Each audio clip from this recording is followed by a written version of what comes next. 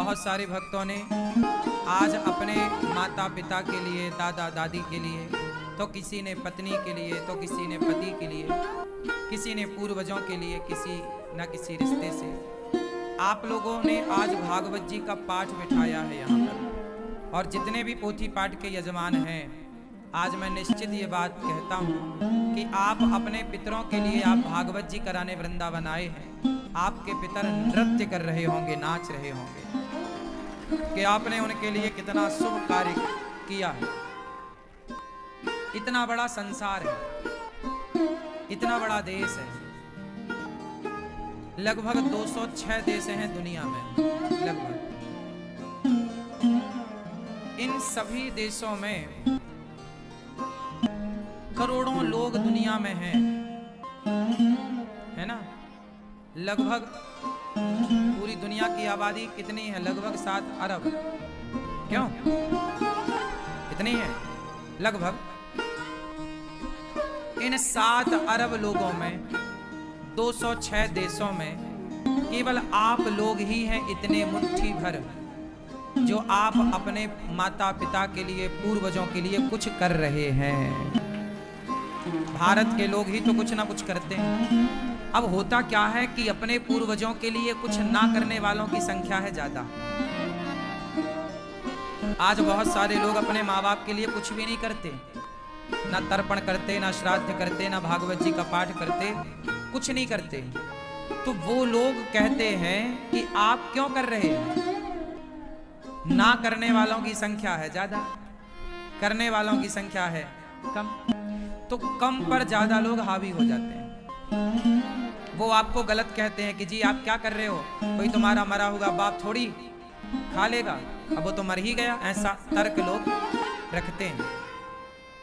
लेकिन एक बात बताएं, आपने ताजमहल का नाम तो सुना होगा। ताजमहल को बनाने वाले का नाम क्या था? शाहजहां। क्यों? सही है। शाहजहां के इतिहास को आप जानते हैं कि नहीं? शाहजहां को आखिरी में उनके बेटे ने जेल में डाल दिया था, है ना, औरंगजेब ने। क्यों? शाहजहां के बेटे का नाम क्या है? औरंगजेब ही था। औरंगजेब ने शाहजहां को जेल में डाल दिया। आखिरी के दिन शाहजहां के जेल में कटे। और जो शाहजहां का बेटा है जेल में डालने वाला, वो अपने बाप को आखिरी में केवल खाने को चने देता था। क्या देता था? चने और थोड़ा सा पानी, गिलास 1.5 गिलास, जो भी उसने तय किया, उससे ज्यादा ना पानी ना उससे ज्यादा खाना। तो शाहजहां रोते हुए बोला, ये इतिहास में लिखी बात बोल रहा हूं मैं, कोई मनमाना नहीं। शाहजहां ने कहा कि बेटा चल, तू खाना नहीं देता भरपेट, तो कम से कम पानी तो भरपेट दे दे। वो पानी भी नहीं देता था पेट भर, दिन भर में 1.5 गिलास। अब 1.5 गिलास से दिन भर कैसे गुजारा होगा? 1.5-2 गिलास जो भी था, पेट नहीं भरता था पानी से। रोता था बाप, शाहजहां के बेटा पेट भर पानी तो दे दे, चल खाना नहीं दे रहा है तो। जब नहीं दिया उस शाहजहां के बेटे ने पानी भी पेट भर, तब उस शाहजहां ने कहा था कि तेरे से अच्छे तो वो हिंदू हैं। जब हम राजा थे तो हिंदुओं पर बड़ा अत्याचार करते थे, उनका धर्म परिवर्तन कराते थे, लेकिन हमसे अच्छे वो हिंदू हैं। एक तू बेटा है जो जीते जी बाप को पानी नहीं देता, एक वो हिंदू है कि मरे हुए बाप को भी पानी देते हैं। ये बात शाहजहां ने कही थी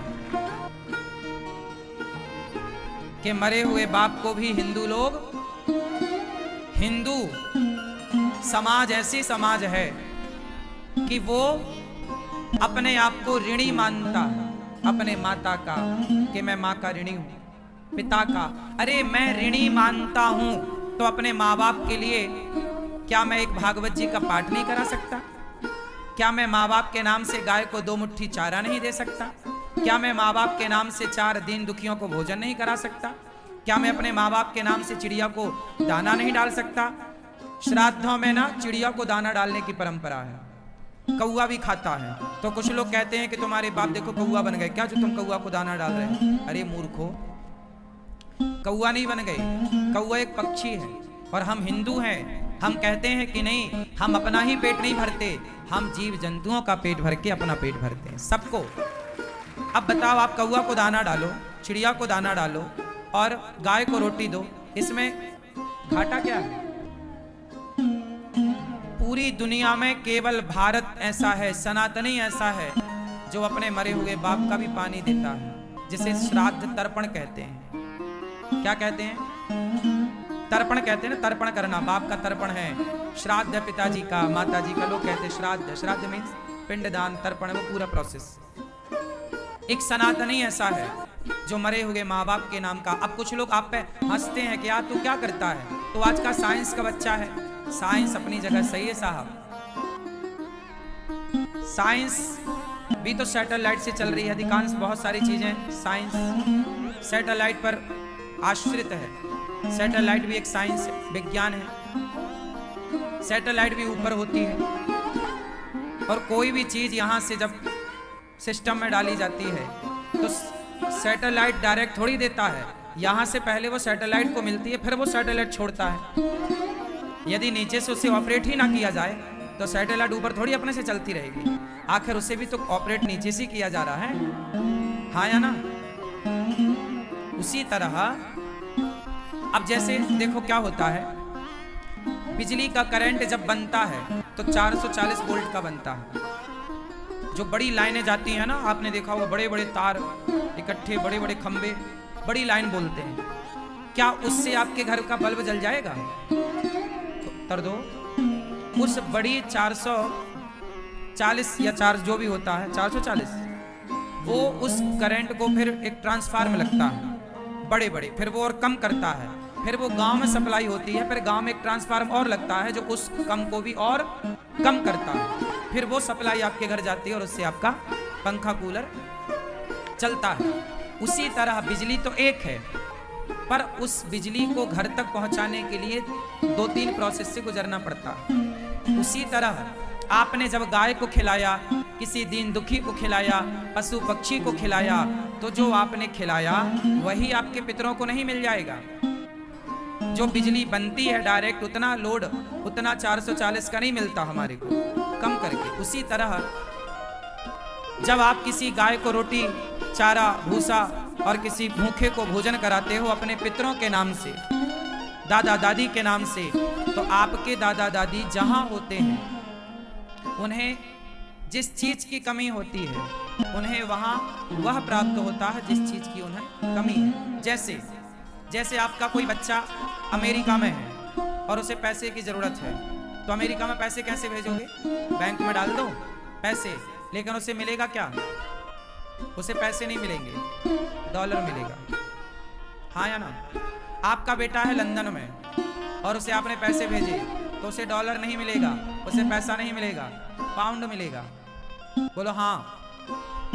आपका बेटा है चाइना में, तो आपका बेटा चाइना में है तो उसे पैसा भेजोगे तो ना उसे डॉलर मिलेगा, ना पाउंड मिलेगा, ना रुपया मिलेगा। जो वहां की करेंसी है चाइना की, उसे वो मिलेगी। ये बात सही है कि गलत है? वहां की बैंक उसे वो देती है। उसी तरह जब आप अपने माता पिता के नाम से किसी भूखे को भोजन देते, प्यासे को पानी देते, श्राद्ध करते, पिंडदान करते, भागवत करते, तो ये जो सारा पुण्य है, ये पुण्य आपके पितरों को मिलता है। जस का तस नहीं मिलता। जैसे पैसे का पैसा ही नहीं मिलता, डॉलर बन गया, पाउंड बन गया, फला बन गया, उसी तरह आपके पितरों को यदि मोक्ष की चाह है तो उन्हें मोक्ष मिल जाएगा। स्वर्ग की कामना है, स्वर्ग मिल जाएगा। उनकी दुर्गति हो रही है कहीं, तो उनकी सदगति हो जाएगी। उसे यह पुण्य उस रूप में प्राप्त होगा जिस चीज की उन्हें वहां पर रिक्वायरमेंट है, मतलब जरूरत है, आवश्यकता। बात समझ में आई? इसलिए कहता हूं, धुंधकारी भागवत सुनते हैं उद्धार होता है। परीक्षित जी ने भागवत से नहीं उद्धार हुआ। आप लोग बहुत अच्छे हैं कि आप उस भारतीय परंपरा को फॉलो कर रहे हैं जिस परंपरा को हमारे ऋषि मुनि फॉलो करते आए हैं। श्राद्ध जरूर करना चाहिए आपको। आज से ही, आज पूर्णिमा है, आज से ही विशेष, आज से ही स्टार्ट होता है। पहला जल आज, फिर ये 15 दिन तक चलेगा। आप लोग जरूर अपने पितरों को, अपने माता पिता। अच्छा, मैं एक छोटी सी बात आपको बताऊं, पिंडदान किसे करना चाहिए? माना कि एक बाप के 4 बेटे हैं, तो बताओ 4 बेटों में कौन सा बेटा पिंडदान करे? उत्तर दो। क्यों भैया? जोर से आप बताओ, आप बताओ। बैठ जाओ मैया, शांति से बैठो, सबको वहीं बैठने दो। चलो बताओ, 4 बेटा हैं किसी के, या 3 बेटा हैं किसी के, या 2 बेटा है किसी के, या 6 बेटा, तो बताओ पिंडदान कौन करेगा? जोर से। अब सुनो, परंपरा क्या है वो सुनो। परंपरा ये है कि यदि आप चारों भाइयों का चूल्हा एक है,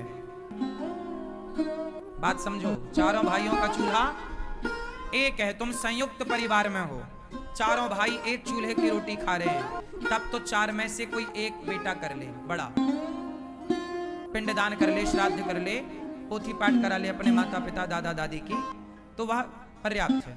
लेकिन आप चारों भाई अलग अलग रहते हैं, चारों का चूल्हा अलग है, तो तुम चारों पर ही तो माँ बाप का ऋण है, तो बड़ा ही क्यों करे? क्या छोटा, छोटे को माँ ने मालिश नहीं करी क्या?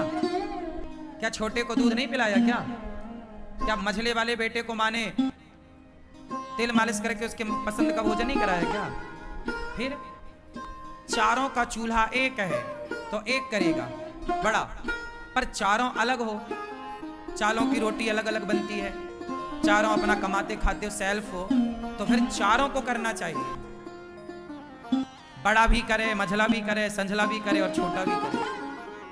फिर सबका धर्म है कि भाई चलो बड़े ने तो कर लिया, श्राद्ध कराया, भागवत जी के पोथी पाठ कराई, वो तो कर लिया, तुमने क्या किया? बड़ा ही करे तो फिर सारी संपत्ति बड़े को देते, तुम संपत्ति भी तो लिए हो बाप की।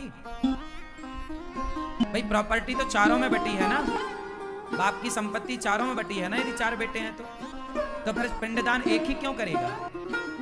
सुनो, ये पुण्य के काम है, ये अच्छे काम है, ये जितना ज्यादा हो जाए उतना। बला मत टारो कि यार तू कर, या नहीं नहीं, हमारा भी बाप है, हमारा भी तो था, हमारा भी तो ऋण है उस बाप का, माँ का, भाई ऋण है, चुकाओ। इसलिए आप कुछ ना कर पाओ तो अपने माता पिता को केवल एक भागवत जी ही सुना दो, भागवत जी की पोथी पाठ ही करा दो। अभी 26 तारीख से फिर